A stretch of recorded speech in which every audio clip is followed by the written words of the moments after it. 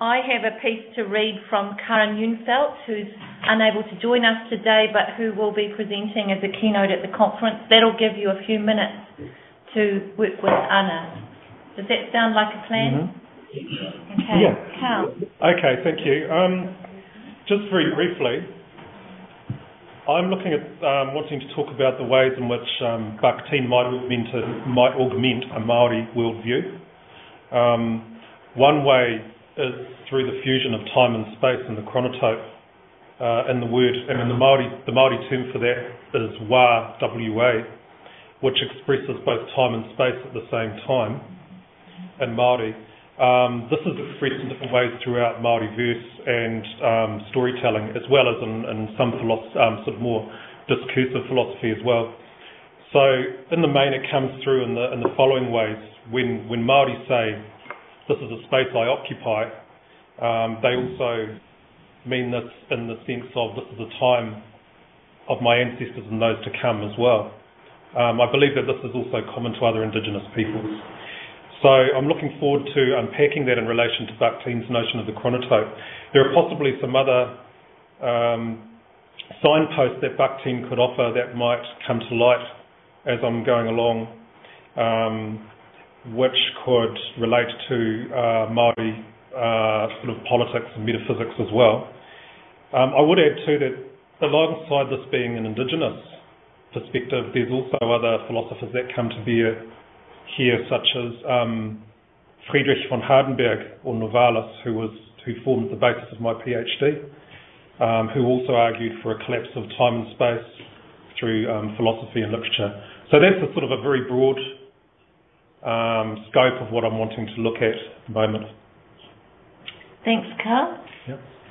I'll move on now. I'm just going to read from what Karen has sent. Karen's area, as I understand it, is mostly around people out there who are interested in linguistics, aspects of language, who might be wanting to think about what Bakhtin could offer them. Here's what Karen has to say. Different hypotheses about children's linguistic and cognitive development have been put forward by scholars such as Piaget, Chomsky, Sapir-Whorf, behaviourists, and of course Vygotsky. None of them can sufficiently cover the intricate interplay between language and thought, argues Karen.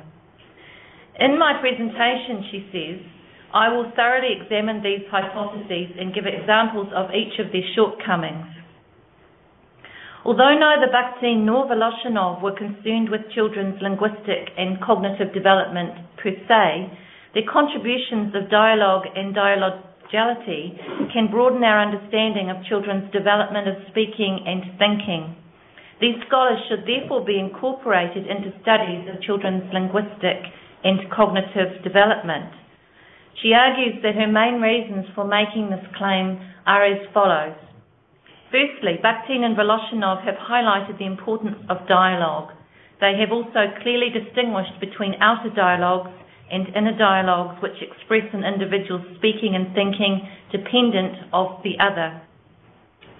They've also introduced the notion of dialogicality as a means by which utterances made by others might be incorporated into the self.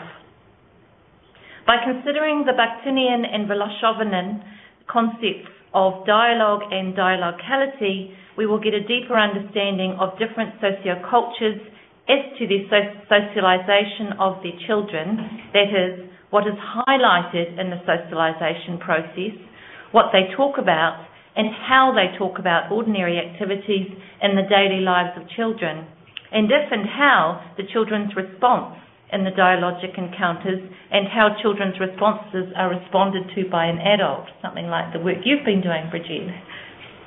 Parents, caregivers and teachers above all need at least a broad understanding, argues Karen, of dialogism in order to assist in children's linguistic and cognitive development. Academically, she says, finally, Bakhtin's and Voloshinov's ideas are of great importance, not only for linguistics, psycholinguistics, literature, psychology and pedagogy, but also for many other fields within the academic world. So she opens that up, I guess, to a much wider interdisciplinary focus, which of course is what we're aiming for with this conference. So that's Karen. Thank you, Karen. I'm sorry she can't be here to join us today. So, we turn to Eugene. Okay, thank you. Sorry, I was just trying to do multitasking with Anna. Looks like She's so good at it. I'm not so sure, but anyway, my own interest in Bakhtin is that Bakhtin was a philosopher and a literary theoretician that worked in material, mostly in material of literary work. And I'm interested in education. And so my kind of long-term task, I'm very much attracted to his dialogic framework. And what I'm trying to do is translate his philosophical and literary ideas in education as much as possible, at least kind of from my lenses. And one of the interesting things that I found, it's in the commentary, Bakhtin's commentary to his own book on Dostoevsky. He wrote that culture does not have internal territory, and culture exists on the boundary of the meeting two people, two consciousness, at least two. And I kind of decided to take that very short and like a small paragraph comment and push it forward and trying to understand what that means in general and for education in particular.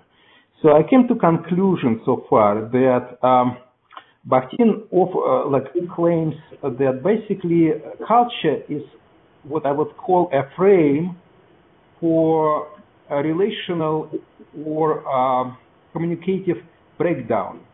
So when breakdowns happen, there are many frames available for participants. One of them is a frame of culture, to look at that as a cultural breakdown, mismatch or whatever.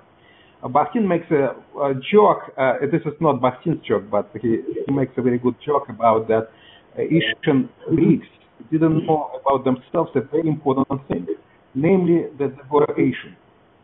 Like they didn't know about that they were Asian. And so what I was trying to do is to take that theory as a particular framework, culture is particular framework, and look at that different type of breakdowns that happen in the educational context and see where that leads us, and to consider that breakdown and application of the culture as a framework, looking at the breakdowns, and to find different relations, dialogic and non-dialogic, in the application of this cultural framework. Now, non-dialogic framework, it could be about like cultural assimilation, or what I would call cultural on opposite side of assimilation. It could be cultural preservations, or sometimes I criticize as cultural zoo, preserving cultures as much as possible, versus attempts to create kind of out of these two cultures, meeting cultures, some kind of a new hybrid culture or dialogue cultures, and to consider that as a possibility for application of this cultural framework. I think that's it for the teaser. And I think it'll be very interesting when we bring those ideas to bear in a very different cultural context that you're coming to in New Zealand also, Eugene. Do you agree? Yeah. Yeah.